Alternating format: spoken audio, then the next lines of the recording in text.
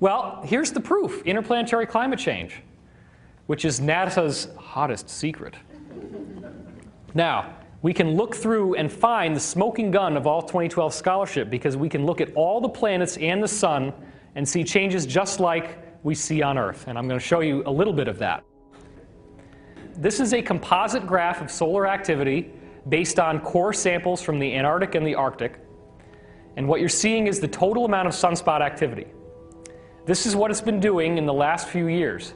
We are now at a point where the only time the solar activity was higher than it was right now just so conveniently happens to be 11,000 years ago, which in ancient teaching is associated with what?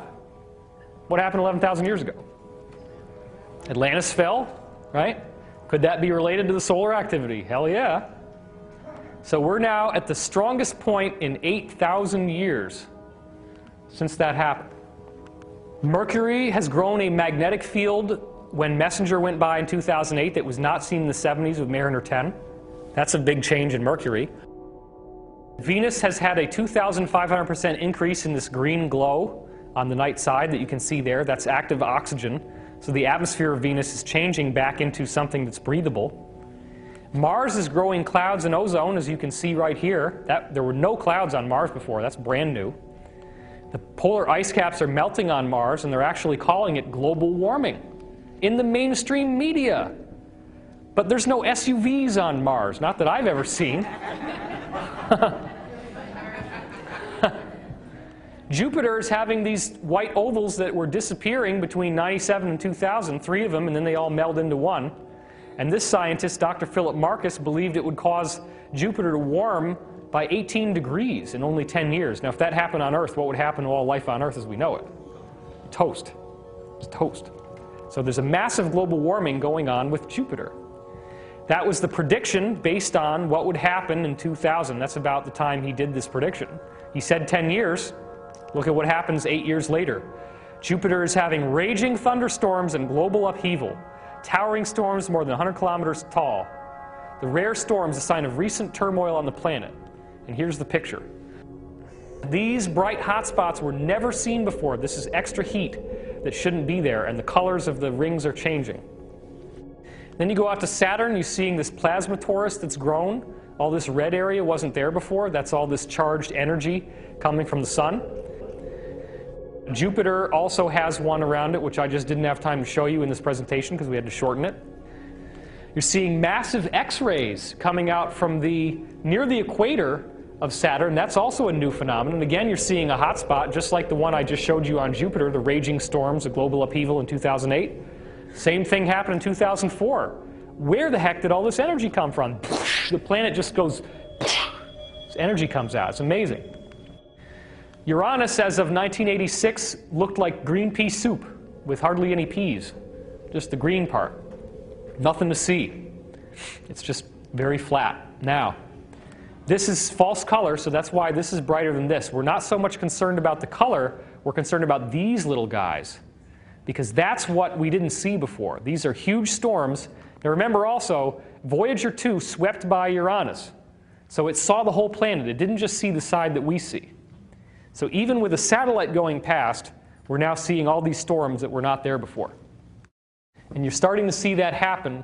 It was called featureless as a cue ball, but now Eric Karkoschka is saying, really big changes. Now this is more typical of NASA, when NASA says, ground-based observations show seasonal brightness changes, not well understood. Oh, moving on. They try to downplay this stuff. But this is interplanetary climate change. This is something that's happening to every planet. And all they do is they tell you that it's based on the tilt angle of the axis to the sun. The sun is heating it up because the pole is tilting or because the equator is tilting.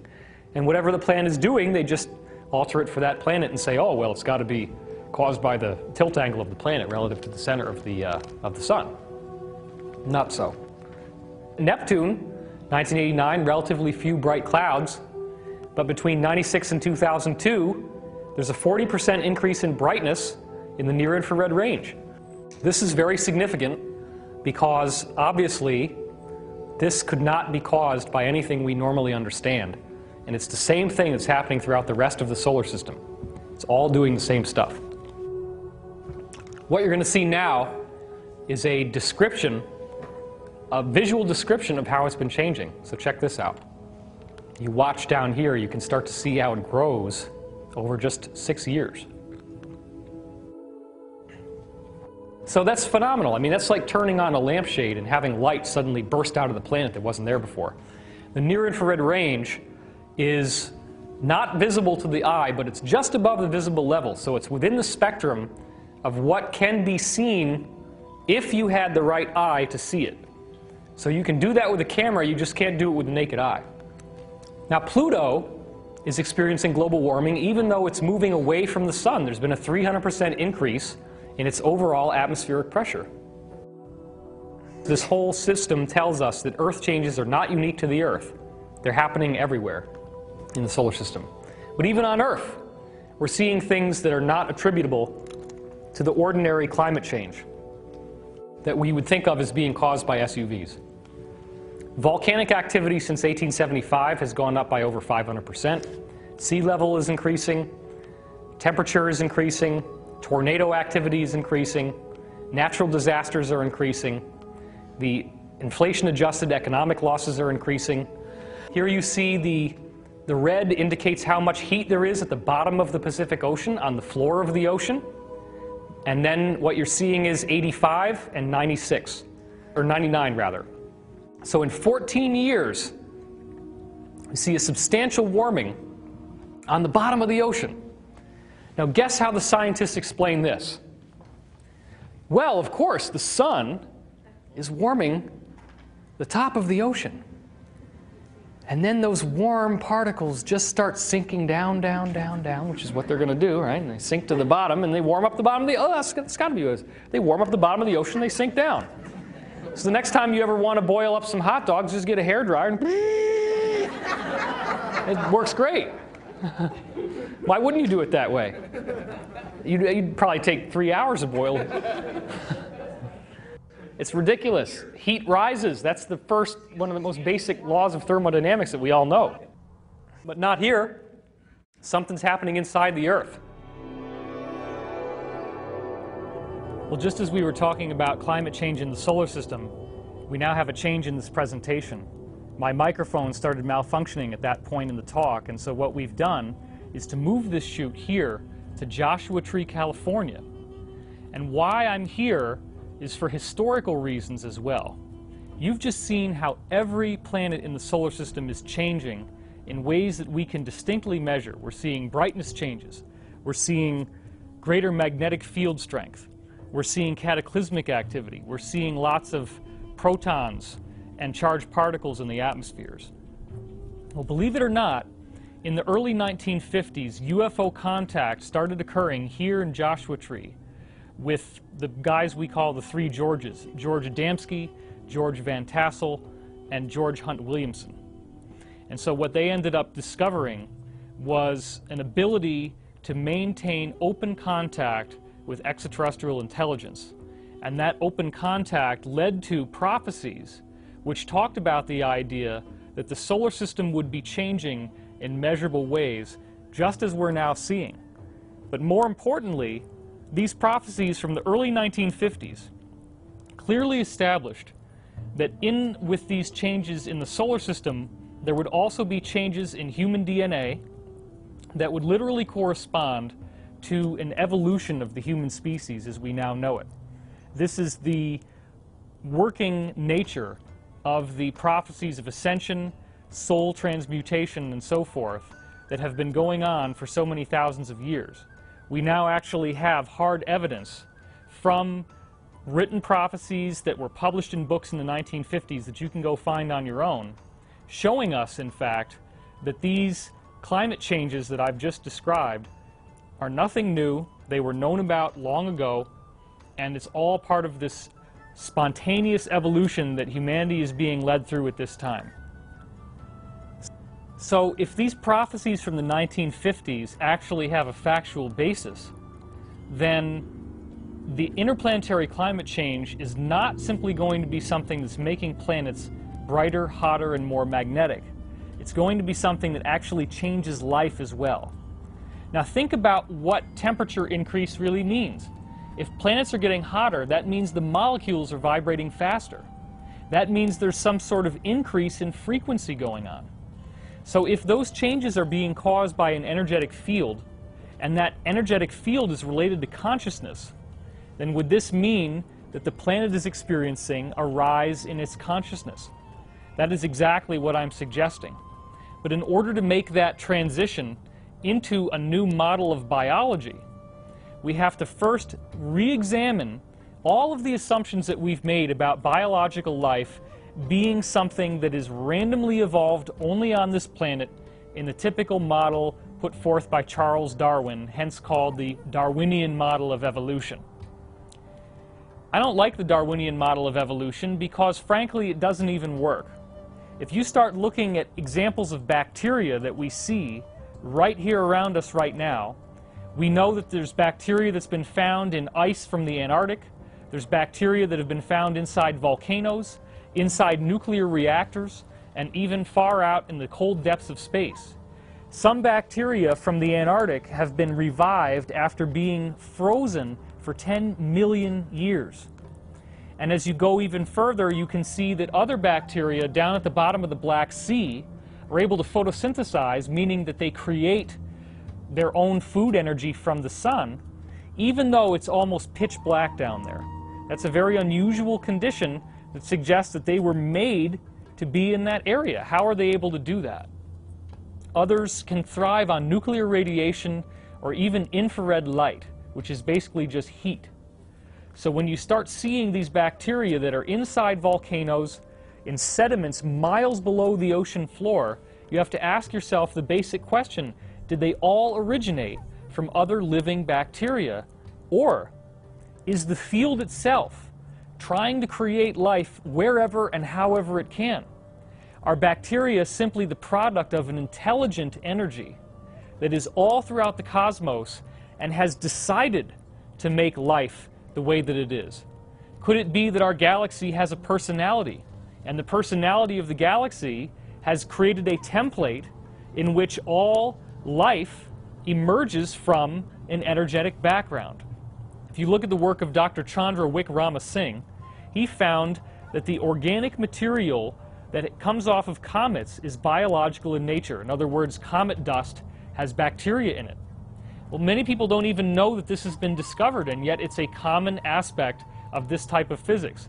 Since there's billions of comets in the solar system alone, this suggests that life on Earth may have come here from comet dust, or comets that crashed into the Earth. Dr. Wickrama Singh calls this the panspermia theory. But it's not a theory that I particularly agree with because, again, you're basically saying that life on Earth did not come from here, it came from space. Therefore, somehow it would have still had to have evolved in space. You haven't ruled out Darwinian evolution. You still have the potential that life could have been a random mutation. Again, that's not what I'm saying. I'm saying that life itself evolved from a field, and the field knows what it wants. So when you're dealing with the chicken or the egg paradox, the answer is it's the chicken and it's the egg, because the chicken and the egg exist together as a template in the field, both of which are ready to spontaneously emerge when the time is right. So believe it or not, I first read a book about Dr. Francis Crick's discoveries that DNA was too complex to have evolved randomly when I was in 5th grade. A friend of mine showed me that book that he'd found in the children's section of the library. Now, I find it fascinating that mainstream science and the mainstream media has known about this ever since the early 1980s, which is when I found out about it. And yet, in all that time, we never hear it discussed that the actual founder of DNA himself, one of the two fathers of all the science that led to us discovering that DNA even exists, is on the public record saying that it's way too complex to have evolved by random chance. It's as if the entire Encyclopedia Britannica fell out of the sky one word at a time, and all those words happened to fall in such a way that they arranged together to make every sentence and every paragraph and every page of the entire encyclopedia. So then you have people that say, well, if you're intelligent design supporter, then that means that you only believe in the Bible that God created the world 7,000 years ago, and that man and dinosaurs, if there were even dinosaurs, would have had to exist on the Earth at the same time. Or you're on the side of science and you believe only in Darwinian evolution. Again, the man who discovered DNA is telling us that's not the way it works. He's telling us DNA is so complex that it has to be part of some sort of intelligent design. And the most fascinating discovery he made concerns the actual dust in our galaxy. If you were to simply release bacteria into space, they're going to give off a light signature. It's called a spectrographic signature. Well, he looked at the light signature of the dust that's already there in the galaxy from where we are on Earth to the center. And he found that the dust in the galaxy has the same spectrographic signature as living bacteria. In fact, 99.9% of all the dust in the galaxy has the same signature of light as living bacteria in space. That could mean that everywhere we look throughout the galaxy, we're seeing dust that is actually little critters that are alive. And the reason why is because that's what the galaxy is doing. So if you think about it, this is Howard Hughes' worst nightmare, that space could be filled with germs, as you see in this headline. Howard Hughes, of course, helped finance the Integratron, which is a device that was allegedly built with cooperation from extraterrestrials through George Van Tassel. We're going to get to that in a minute. That's part of why we're here filming in Joshua Tree to end this video. As you see in this headline from the mainstream media, in this case UK Daily Mail Online, it says the space dust that created human life has been found in another solar system. So this is another example of how the mainstream media is starting to trickle out this scientific evidence that suggests that bacteria could be just cranking out from the field itself everywhere. In other words, the field takes any given molecules in a certain area and spirals them together to make DNA. DNA is the product of the field. The field literally wants to make DNA because DNA is the wave that is inside energy throughout the entire creation as we know it. One of the ways you can look to see that this might be true is to simply study what happens when you fly things up into outer space and see if there are energetic changes. Well, of course, flying human beings up in outer space, before we get into things like plant seeds, you can look back to testimonies from various astronauts, and they report something called space euphoria, which is that when they go out into space, they have this phenomenal sense of uplifting communion with the universe, a sense of oneness, a sense of stillness, a sense that they are fundamentally unified with everything that there is. And now more recently, the Chinese have done studies where they have flown seeds of various plants up into space and then grown those seeds by a typical hydroponic process when they bring them back down to the Earth. Now granted, this has been done before with experiments from NASA, and they haven't seen anything that unusual. That was one of the complaints that someone gave me when they came up to me at one of my conferences. I would like to point out, though, that the NASA probes are typically made of aluminum, and we know that these torsion fields, as the Russians call them, the energy of consciousness itself, can to a large degree be shielded by aluminum and PVC plastic. So if you have PVC plastic over the windows and an aluminum capsule, then it could be that all these wonderful energetic benefits that happen when you go into outer space did not exist. Anyway, the Chinese must have found a way to build a probe that was not strictly aluminum and PVC plastic, because when they sent seeds up into space, there were some pretty phenomenal changes that resulted. Take a look at this next picture.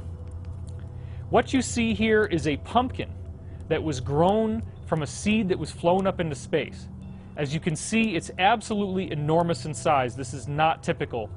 In the next slide here, you see a bitter gao melon, as it's called.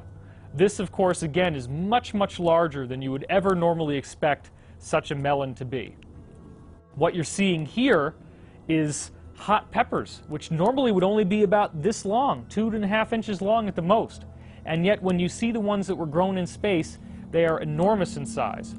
Of course, you may also be aware of Findhorn Gardens, which is a particular area in Europe in which the people that cultivate these gardens believe that they are working with the spiritual aspects of nature. And in so doing, they create plants and vegetation that are just as enormous as what you saw in these photographs. Again, the key is harnessing the consciousness field. So when we see that by simply flying seeds into space, that they grow much more substantially, that suggests that the energy that makes things alive is in even greater abundance when we go out into space. That might be why 99.9% of all the dust in the galaxy is fundamentally creating bacteria wherever and however it can. This brings us back to the idea that the source of all life can indeed be found in an energy wave. If you can imagine now a stream going down the side of the mountain, and you see rocks in the stream, ask yourself, how did the rocks get into the stream bed? Did the water naturally appear where rocks already were? Or could it be that when there are large rainstorms and sheets of water falling down the mountain, that they're unearthing rocks that would naturally be there on the mountainside, and the rocks roll in the water current and end up rolling into the bottom of the stream? So that when they get to the stream, it's because there is a pressure that pushed them there. Now think about how this relates to DNA for a minute. Think about the idea that there are molecules sitting around, and that there could be these torsion fields, as the Russians call them, that naturally grab up molecules and will intelligently assemble them into the pattern that the wave already has. We know that the basic spiral of DNA has as its fundamental signature all the basic aspects of the Fibonacci ratio, or what's called the golden mean, which is the ratio of the number 1 to the number 1.618. That growth spiral shows up throughout nature. You can see it in the shape of a nautilus shell. You can see it in the arrangement of a sunflower. You can see it in many of the different patterns and proportions within the human body. This suggests again that the Fibonacci ratio is the fundamental character of the wave, and that DNA is emerging from this wave that exists throughout all of space. Well, this becomes a much more advanced proposition when you look at the work that has been compiled by Dr. James Strick, who wrote a book with the Harvard University Press called Sparks of Life. In the book Sparks of Life, Dr. Strick exposes a major scientific conspiracy that was going on throughout the 19th century, where some scientists were arguing in favor of the Darwinian model, where life evolves through spontaneous random mutation. It just seems to show up on a given planet. You don't know how it got there, it just randomly appears. But remember now, in the 19th century, this conspiracy had not yet been resolved. This was a conspiracy in the sense that the Darwinians ended up smashing down evidence that went against their own model. There were others who were arguing for spontaneous generation, which is the idea that life will spontaneously arise from non-living material. And there were numerous experimental examples of spontaneous generation that were found. These are examples in which you have a hermetically sealed container, and all you have in it is non-living material. There's no way that life could have gotten inside, and yet life spontaneously appears inside this hermetically sealed chamber anyway, with nothing more than water and the most basic ingredients allowing it to come into being. So Louis Pasteur himself had cases where life originated from non-living material. Now if you see on the side of a milk carton where it says pasteurized, that Pasteur in pasteurized is Louis Pasteur. He's the guy who was one of the main architects of this conspiracy because he suppressed his own data and the data of other credible scientists to force fit the Darwinian model into what the data was that we were seeing. So you cannot so easily dismiss this idea of spontaneous generation. There are distinct and real laboratory experiments that show you that this is in fact what was happening. What we've instead had happen is that history has been completely rewritten in favor of the Darwinian model of evolution. And in my opinion, that shouldn't have happened. Well, the best way to see evidence for yourself that this natural, spontaneous emergence of life can exist is in a paper with a very large, tongue-twisting name, Ultrastructural and Light Microscopy Analysis of Sapobians Formation and Growth in Vitro. This was performed by Professor Ignacio Ochoa Pacheco. What is he saying here? SAPA means sand packet, and bions mean light forms, literally life forms that appear initially as light, that emerge spontaneously in a given medium. If you look here, you can see the link on orgone.org where you can look up this study for yourself. In this next slide, what you see is dust and sand that has been sampled from the ocean and put inside a test tube, and then a little bit of surface scum grows on top of the test tube, which is then skimmed off and looked at under a microscope. You don't see anything remarkable in terms of structure in this photograph, because you're literally just seeing little globules that have appeared. The key in Pacheco's experiment was that you had to heat the sand to white-hot luminescence first. Once the sand was heated to a white-hot luminescence, and then you put it into a sterilized test tube with nothing but sterilized distilled water, and you kept a stopper on it, and it was all done inside a vacuum, so there was no possibility of life growing inside. Then what you do is you look at the skin, or what Pacheco calls the surfactant, that grew on top of the water. You skim that off, and you look at it under a microscope, because what you're looking for is to see if in fact little critters grew in a non-living environment. We'll take a look at this next image. What you're seeing here looks almost like a brain. You can clearly see there are two lobes, that they are basically bilaterally symmetrical, meaning that they look the same on both sides, and it clearly appears to be some form of living microorganism.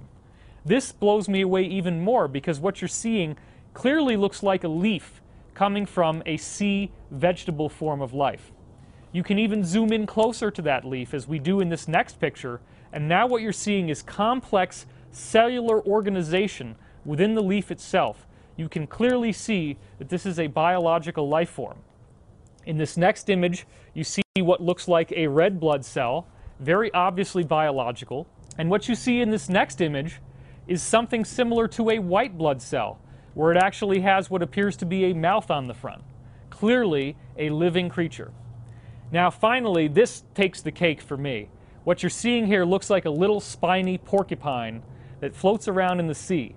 Those little spines on his body form a defense system so that if somebody else tries to eat him, they can't. And if you look, you can see that he has a little mouth at the front, and that obviously seems to be where his head is. So this is a complex, multicellular organism that has emerged from nothing more than sterilized beach sand and distilled water, allowed to sit there for 5 days, have a little scum grow on top of the water, and analyze it under a microscope. Where did this little guy's DNA come from? How did he emerge in that test tube? Look, all I'm saying is something very simple and straightforward. The DNA that grew inside the nuclear reactor, the DNA that grew inside the volcano, the DNA that grew miles below the ocean floor, the DNA that survived for 10,000 years in a deep freeze inside the Antarctic ice, the DNA that grows in space, the 99.9% of all dust in the galaxy that has the spectrographic signature of bacteria, it all appeared from the field, which then takes the existing material around itself, in this case, the raw materials that you can find in beach sand, and the basic hydrogen and oxygen structure in water, and then intelligently spirals life into being. For me, this is a revolutionary discovery that is further in support of what Dr. Francis Crick was saying, that DNA could not have evolved by random chance. Well, if that hasn't blown you away, check this out. National Geographic published a study on February 15th, 2009, and it absolutely amazed me, because what they showed was the actual proof that identical creatures are appearing at the north and the south poles of our Earth and nowhere else. To be specific, this was called the International Census of Marine Life, and what they found in this census was that there were 235 identical species of creature that were found at the North and the South Pole, but nowhere else on Earth. Finding so many species inhabiting both poles startled the scientists, as National Geographic said. Among other species that were found on both poles included whales, worms, and crustaceans. Exactly where these species came from and how they ended up a world apart with comparatively warm oceans in between remains a mystery, the scientists said. And that's a direct quote from the article. So what they don't understand is that the field is creating these life forms. Some scientists actually tried to say that ships may have been taking in ballast, meaning water, to weigh them down at the North Pole, sailing to the South Pole, and then releasing the ballast, and that this is how the creatures went from pole to pole. Well, that was actually examined, and they found that there are no ships that are traveling that way that could account for this. What you're simply seeing is that the Earth has this energetic engine that's cranking out life forms at the poles by the same process, and those life forms only appear there and nowhere else. Well, if you look at this first picture, what you're seeing is called Limacina helicina. This is a creature that only appears at the pole, has a very unique and interesting structure. The bottom of it looks almost like it's a snail shell, but then the top of it appears to be some strange form of jellyfish. This next creature that you see here, again, only appears at the poles, has a very interesting, almost angelic look to it. The next creature here, again, looks like a crustacean, sort of like a shrimp, but you only see this creature appearing at the poles. And lastly, this guy very much looks like a shrimp, except you see he has these two huge arrows at the front of his face, obviously for some sort of defense to stab other creatures and have his own food supply. What we're seeing here is a really phenomenal effect, because you can look at the work of Pacheco and see little marine organisms growing inside that beach sand that was heated to 1,000 degrees Celsius. But now we look at the Earth itself, and when we look at the poles, we're finding creatures that emerge there but nowhere else. To me, this is a phenomenal proof that what we're dealing with is, in fact, a source field, a life-generating energy field that will naturally take biological material in a given area and arrange it in such a way as to create life forms based on a design template. A design template, by the way, that is intelligently made. Is this solar system change that we're dealing with in some way related to species evolution? Does this solar system change promote species evolution in some way? Could DNA originate and evolve by an outside energy source? We're already seeing the proof lining up for that to be possible.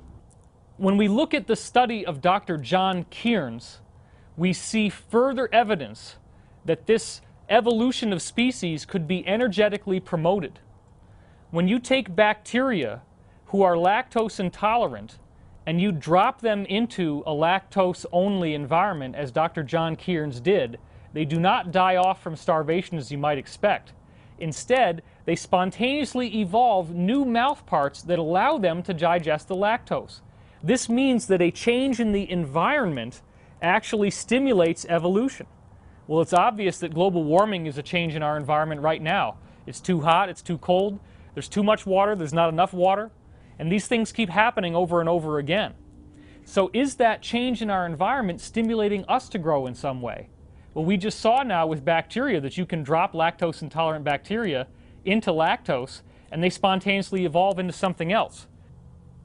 We can also see the same effect as you saw with the lactose-intolerant bacteria digesting lactose by spontaneous evolution by looking at the Italian wall lizard.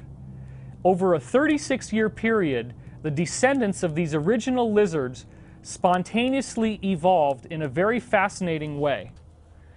In 1971, 5 adult pairs of Podarcus sicula, or the Italian wall lizard, were moved from their home island in the South Adriatic Sea. Their home island, known as Pod Capisti, was a desert, and they survived by eating small insects.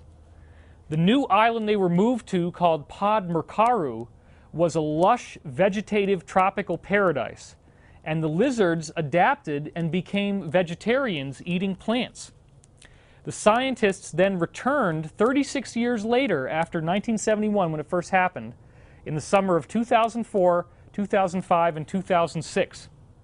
During this time, what they did is to capture the lizards and measure them for various bodily dimensions. This includes the size of the vent on their nose, or the snout vent length as it's called.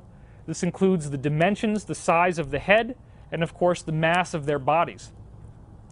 They took tail clips off of these lizards. They didn't kill them, but they just took clips off of the edge of the tail and tested their DNA just to make sure that these lizards were in fact the descendants of the original 5 adult pairs that were brought there in 1971. And the DNA tests confirmed that they were the same lizards from the source population. Yet the scientists discovered that in only 36 years there were what they called quote-unquote striking differences in the size of the head, the shape of the head. The bite strength had gotten much stronger because it's a lot more difficult to bite through the fibrous material of plants than it is to bite through an insect's body. And they found, most significantly, new structures that had developed inside the digestive tract of these creatures after only 36 years.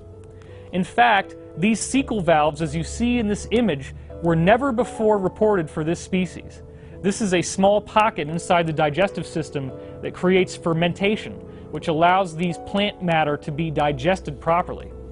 So you can see in this next image different types of lizards that are from the same species. And what you can see is noticeable changes in the size of the head. I show you this image just so that you can get a grasp on how big the head could become from a creature that already had a smaller head in the past. Again, this is a spontaneous evolution. It occurs over only 36 years of time, and we're seeing adaptive changes that allowed these insects to be able to eat plants. They also stopped the instinctive behavior of defending their territory. This is very interesting because it suggests that the vegetarian diet helps to reduce aggression. The behavior of the lizards actually changed when they no longer had to kill living things for their food. They stopped being so aggressive. So this is a really phenomenal study for me. You see this little guy and you wonder how in the world simply changing his environment could have made his biological nature change so much. Another example of the same type of effect was found with the humble lizard known as Anolis sagre, or what most of us would call the anole. You can actually buy these little guys as pets in the pet store. Well, what was found in this particular study, which you can see here in this mainstream media link, is that when a predator lizard was introduced to their environment, they first grew longer legs to be able to try to run away from the predator on land. The problem was that no matter how fast they ran, the predator lizard ran faster and still caught them. So then they had to jump up into the trees and run up into the trees where the lizards that were the predators could not go. This was much better equipped for lizards who had shorter limbs, because shorter limbs allow them to climb better, whereas longer limbs allow them to run faster. Sure enough, when they went up into the trees, their limbs spontaneously became shorter in just a very short length of time. The scientists do not understand how this could happen, but it's as if the environment itself stimulated them to change, just like you saw before with the Italian wall lizard. Now in this case, this ugly-looking fish is being called evolution on steroids. It's a monster fish that appeared in a river in the Congo that we've never seen before. And again, scientists are perplexed as to how this fish could have showed up so quickly in the fossil record, because it never existed before and it just emerges. Similar to the way that we're seeing how National Geographic showed 235 different types of life that only exist at the poles. It's showing us that the field is out there and the field is changing, and life is changing as a result. In this next mainstream media link, you're seeing that swimming orangutans are now being discovered. The problem is they didn't used to be able to do this.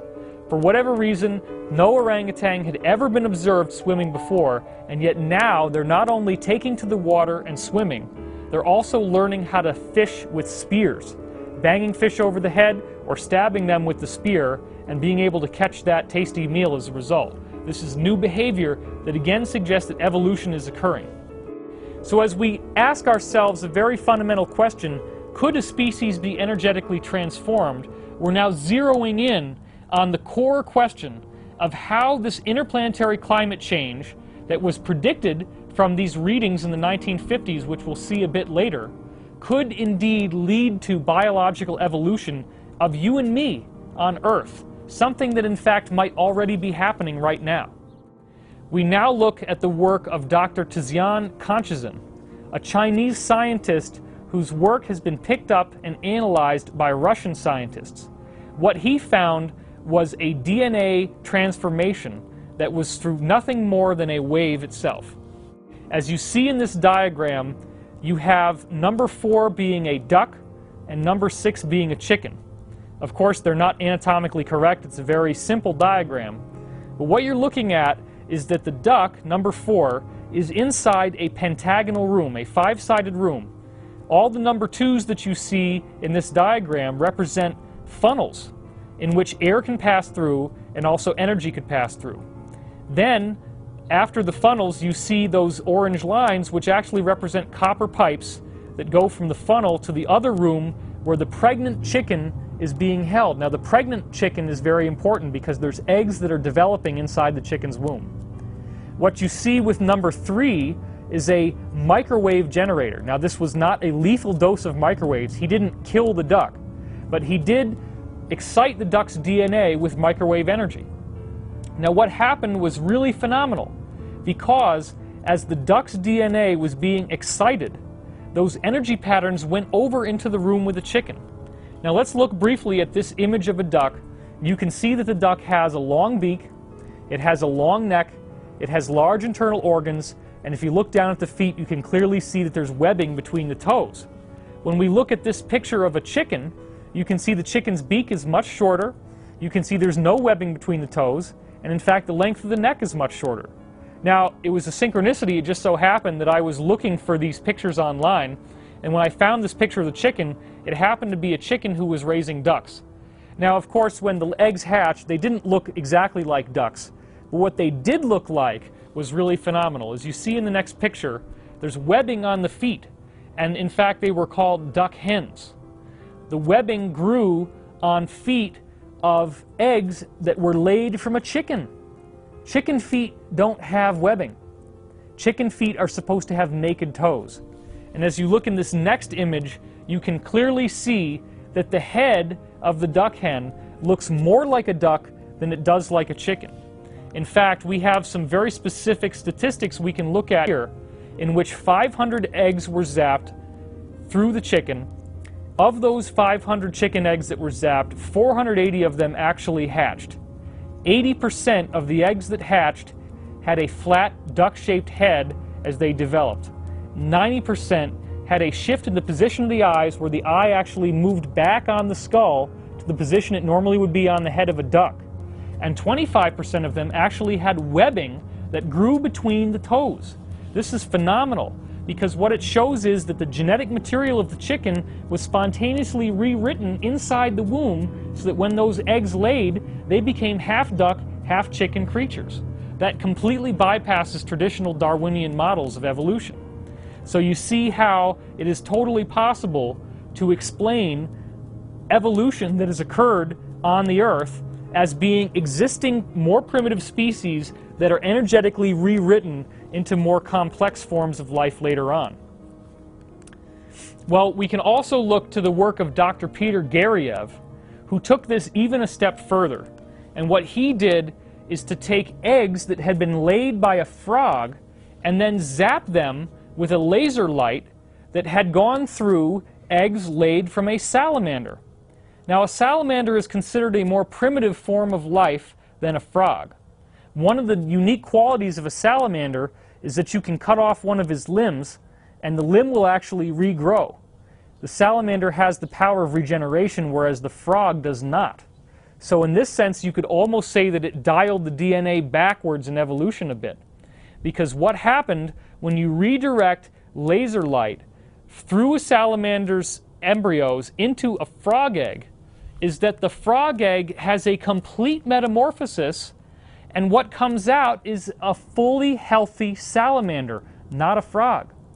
Now, this is a scientific revolution in the making because it suggests that you can have a complete transformation from one species to another within one generation. Your parent could be one creature, you lay the egg develops into a completely different creature, and the only thing that you need to make that transition possible is the actual wave information that rewrites the DNA. It's almost as if DNA is like a jigsaw puzzle that has more than one solution. And this really changes how we see life and how we see evolution. It could very well be the engine of evolution.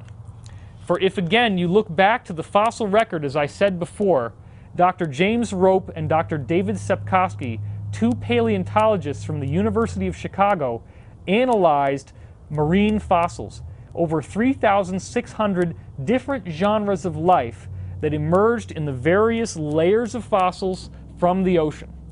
What they found over and over again was that there was a 26 million year cycle in the way that life was evolving in the Earth. This 26 million year cycle goes back, as you can see here, some 250 million years into the past, and it includes the fall of the dinosaurs. So how could something like this be possible? How could all creatures on Earth be spontaneously changing in even intervals of time? Well, the scientists really don't know what to make of this. And it got even stranger when there was yet another cycle that was discovered by doctors Robert Mueller and Robert Rode, which in this case is 62 million years long, as you can see in this diagram. And this cycle goes all the way back to the original single-celled organisms found in our fossil record 542 million years ago. In nice, even intervals of 62 million years, the creatures on Earth spontaneously evolve from one form to another. And that, to me, is proof positive that what we're dealing with is galactic energy waves. Galactic energy waves are the only plausible explanation for how you could have even cycles of time. What I'm suggesting is that there are evenly spaced waves of energy in the galaxy, and that those waves of energy are moving away from the center at a nice steady speed. So if they're always the same length and they're moving at a steady speed, that means that the cycles that they will create will be equal in time. And in fact, we can actually look out at the galaxy and see that galactic bioenergy fields may indeed be responsible for causing this 62 million year and 26 million year evolutionary cycle. Now look at this. In this diagram you see the redshift variations in the supercluster of galaxies known as Virgo. What do I mean by redshift variations? Redshift is a microwave frequency that is given off by all objects in the cosmos. Most scientists interpret redshift as being indicative of how far away something is. But Dr. William Tift upended this whole scientific orthodoxy by finding that within a single galaxy, redshift starts changing in even intervals. And those intervals look like layers in an onion, meaning that the highest redshift is at the center of the galaxy, and then in evenly spaced orbits away from the center, the microwave frequencies of light that all the stars are giving off have changes in their frequency that are very measurable. Now, you can see it in this image from the Virgo cluster, and you can also see it in this next image, which is taken from other areas in the Virgo cluster. Dr. Tift's studies have looked at hundreds and hundreds of galaxies. Between him and other graduate students who have investigated this, they have yet to find a single galaxy that does not have these striations within it, where you see varying microwave frequencies. I then direct your attention to the work of Dr. Harold Aspdin, a scientist who on his website, energyscience.co.uk, has fundamentally rewritten the basic laws of electromagnetism by going back to Maxwell's original equations and then extrapolating off of them. He shows you every step. It's straightforward. Any scientist can follow it. What's so interesting is that as he looked at Maxwell's equations, he found that this quantum medium, if you will, the background energy that all matter is made of, would have certain thicknesses, or densities as it also is called. These densities, in turn, can be calculated with equations that Dr. Aspdin has discovered and published freely on his website. You can crank out the microwave frequencies that each density in the quantum medium will give off. That means that even though you can't directly see these energies in the quantum medium, they give off light signatures. They give off microwave signatures. Well, this is what's so fascinating, because when Dr. Aston went back and looked at Dr. William Tift's microwave frequencies of redshift that he found in galaxies, those frequencies in the little striations that you see in the galaxy, shaped like an onion, are identical to the variables that Dr. Aston's equations cranked out. That means that we have a theoretical foundation that was built first that says that the quantum medium has different levels of density, different planes of existence, if you will, where the basic qualities of matter and energy might even change. And he found that they really do exist in these waves in the galaxy. So we already know that the waves are there. They have been observed in every galaxy that has ever been looked at, well over 200 of them so far. They have been calculated theoretically. We have the equations. And now we're seeing that our solar system is undergoing climate change, and that climate change seems to be due to this expanding ripple of energy that's coming into the solar system. Well, that expanding ripple of energy could be coming from a wave that emanates from the galactic center.